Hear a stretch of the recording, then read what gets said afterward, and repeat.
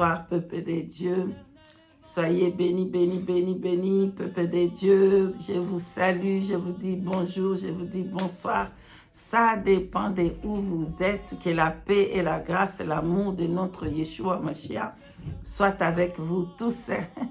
Ça fait quand même quelque temps que je ne vous ai pas vu.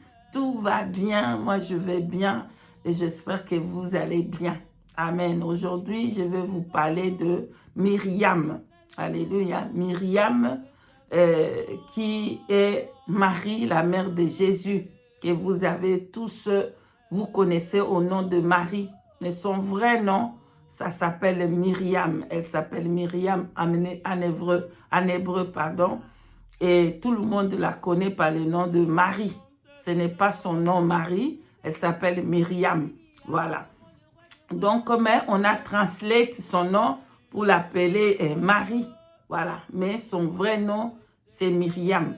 Donc, le Saint-Esprit m'a pris, il m'a amené au paradis où Myriam, elle se trouve.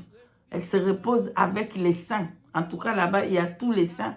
Voilà, vous pouvez voir Jésus à la croix. Il est en train de dire à l'homme qui était là-bas crucifié avec lui, aujourd'hui, tu seras au paradis. Donc, les saints qui meurent dans le Seigneur, ils se reposent au paradis pour attendre aussi le temps, le jour des jugements et le jour J, pour qu'eux aussi, ils puissent entrer aussi dans la Nouvelle Jérusalem. Donc, le paradis et la Nouvelle Jérusalem, c'est deux choses différentes. Voilà. Donc, la Nouvelle Jérusalem, c'est une ville qui est construite, qui est inhabitable. Personne n'habite à la Nouvelle Jérusalem. La Nouvelle Jérusalem est vide. Il n'y a personne là-bas.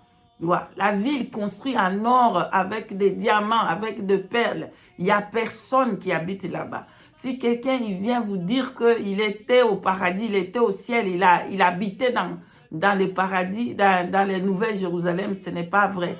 Dans la Nouvelle Jérusalem, il n'y a personne qui habite là-bas.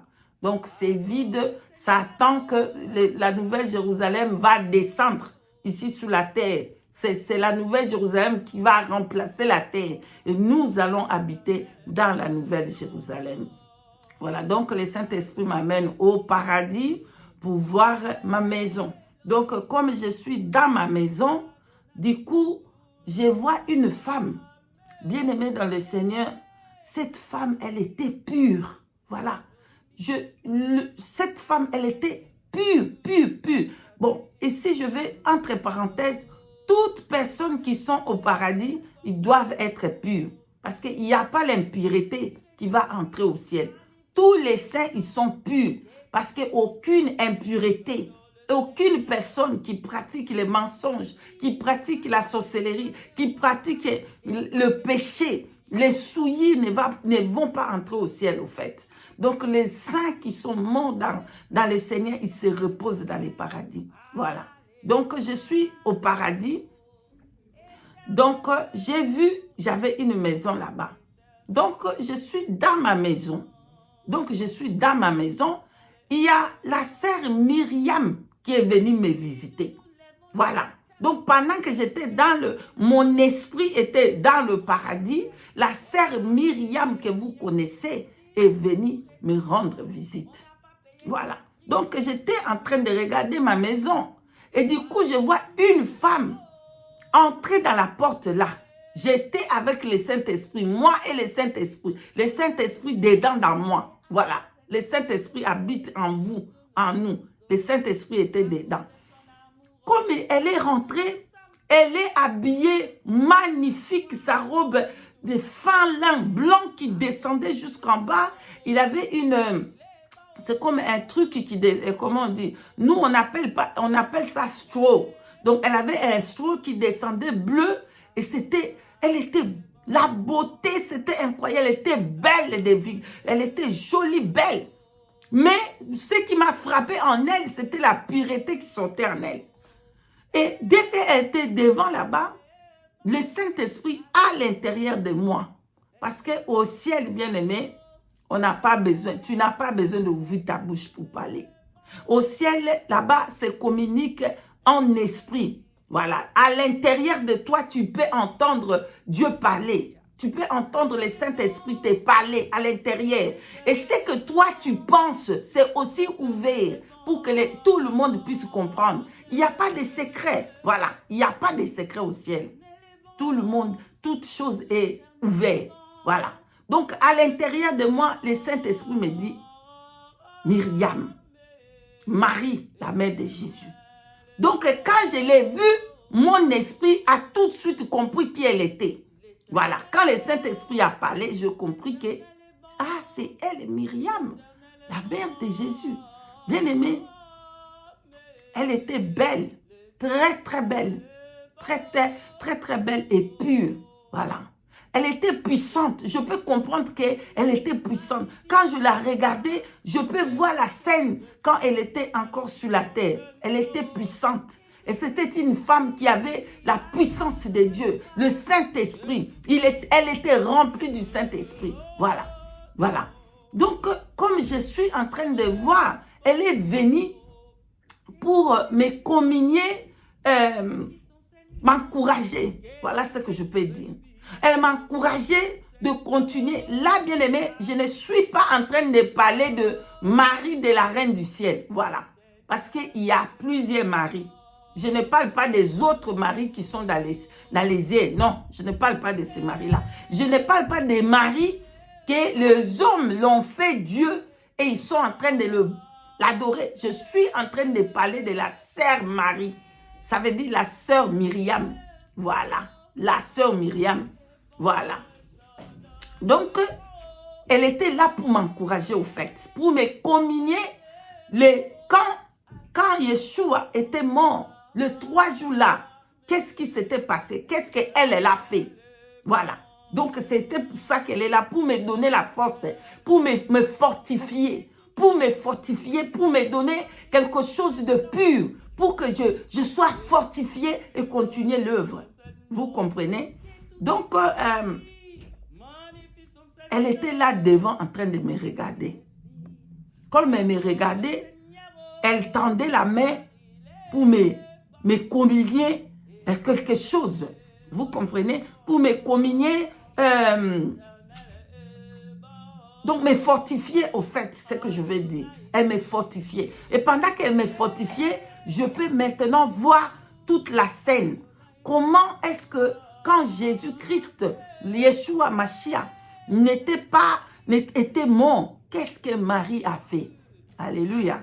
Qu'est-ce que Marie faisait à ce moment-là? Bien-aimé, pourquoi le Saint-Esprit veut qu'on parle de ça? Que je parle de ça?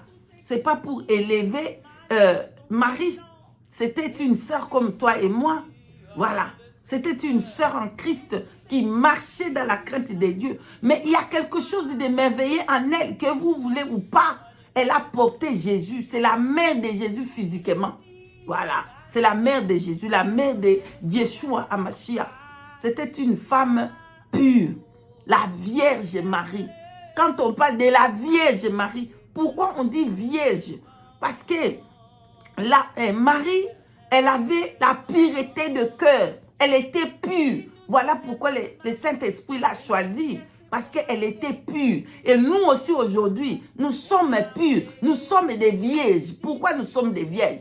Je ne parle pas des vierges qui n'ont pas connu des hommes. Nous parlons de vierges dans la sainteté. Nous sommes purs. Vierge, ça veut dire pur. Qui nous a rendus purs? C'est Yeshua HaMashiach. C'est le Saint-Esprit qui nous rend purs pour que le Seigneur Dieu Tout-Puissant puisse habiter en nous. C'est la même chose. Donc, Marie était vierge. Ça veut dire Marie était pure.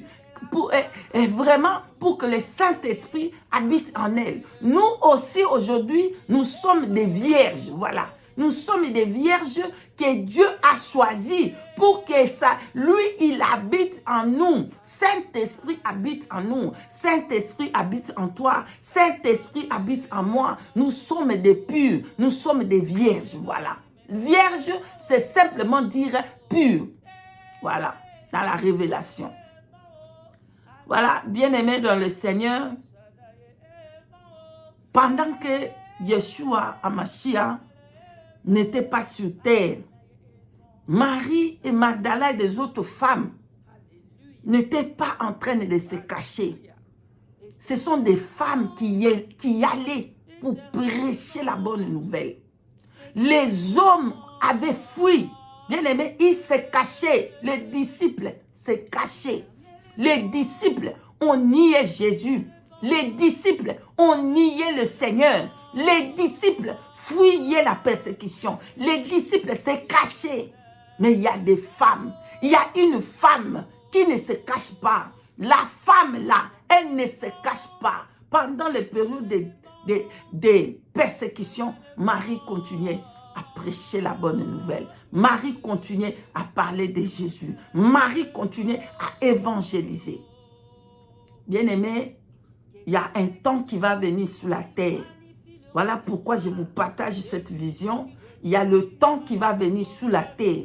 C'est le temps des difficultés. C'est le temps des persécutions pour l'Église. Alléluia. Des hommes vont s'affaiblir. Les hommes vont se cacher. Les hommes vont abandonner le Seigneur. Voilà pourquoi il dit que persévérer jusqu'au bout. Ceux qui vont persévérer jusqu'à la fin, ils auront les couronnes de gloire. Le Seigneur nous fortifie pour dire que nous devons persévérer jusqu'au bout. Persévérer jusqu'à la fin. Voilà. Donc, elle m'encourageait pour dire, continuez. Ne t'abaisse pas, je viens maintenant te fortifier. Elle était en train de me fortifier. Elle me communiait, elle me fortifiait, elle me parlait spirituellement pour me communier, pour me donner la force, voilà, pour continuer. Elle me fortifiait, bien-aimé dans le Seigneur.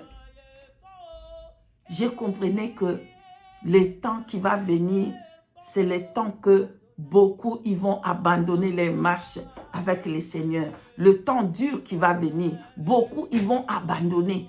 Voilà pourquoi le Saint-Esprit voulait que je voie ces choses, pour que je parle à son peuple, pour dire à son peuple, fortifiez-vous. Que ce soit les douleurs, que ce soit la persécution, que ce soit, je ne sais pas quelle est votre situation que vous êtes en train de passer. Persévérez jusqu'au bout. Voilà. Marie était une femme remplie du Saint-Esprit. Remplie du Saint-Esprit. Le Saint-Esprit habitait dans son ventre. Elle a reçu aussi la puissance, le feu le Saint-Esprit dans la chambre haute. Ce n'était pas n'importe qui. C'était une femme belle. Elle était super, super belle. Voilà, elle était très, très belle et pure. Donc, elle était là, elle était en train d'attendre ses mains et me communier. Et elle était en train de me parler. Après, elle me parlait. Elle m'a parlé. Elle me parlait de beaucoup de choses. Elle me donnait beaucoup de choses. Elle me parlait. Ce n'est pas... donc, me fortifier pour continuer à parler de Jésus-Christ, à parler de Yeshua, à continuer à évangéliser, à continuer, parce que le temps est venu où l'homme va abandonner le Christ, parce qu'il y aura le temps de silence. Avant que Christ puisse venir, il y aura le temps de silence, il y aura le temps que les hommes ils vont prier, les hommes, comme si que le Seigneur ne vous écoute pas, il vous entend. Et c'est un peu comme avant qu'il vienne les beaux temps, il y a toujours le ciel est sombre. Juste après la pluie, ça vient le beau temps. Donc il y aura un secoussement sur la terre. La terre va être secouée. Mais persévérons jusqu'au bout, car le Seigneur est en train de venir. Voilà, Marie, elle n'est pas comme les autres sont en train de dire. Quand je regardais, c'était une femme soumise. Je regardais la soumission en elle. Je voyais un peu l'image comme quand elle était sur la terre. Vous comprenez? Je voyais la soumission. C'était une femme soumise. Une femme vierge, une femme qui marchait avec le Seigneur, remplie du Saint-Esprit. Et elle n'arrêtait pas de parler de Jésus. Elle n'arrêtait pas d'aller. Lorsque les hommes se cachaient, Marie ne se cachait pas.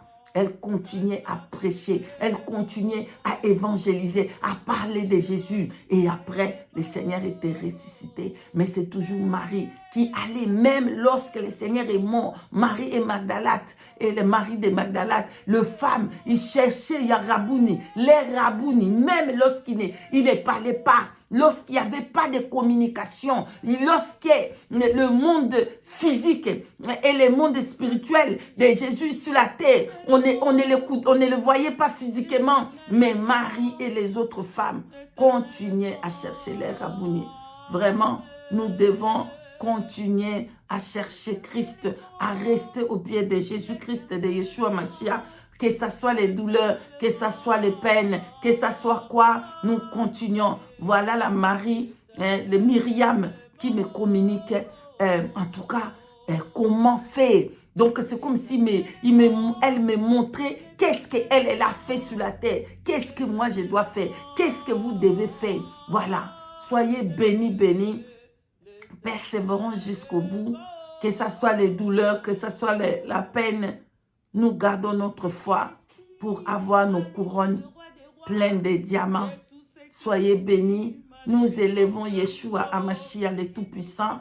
Donnez votre vie maintenant à Jésus-Christ avant que ça soit trop tard. Soyez bénis, bénis.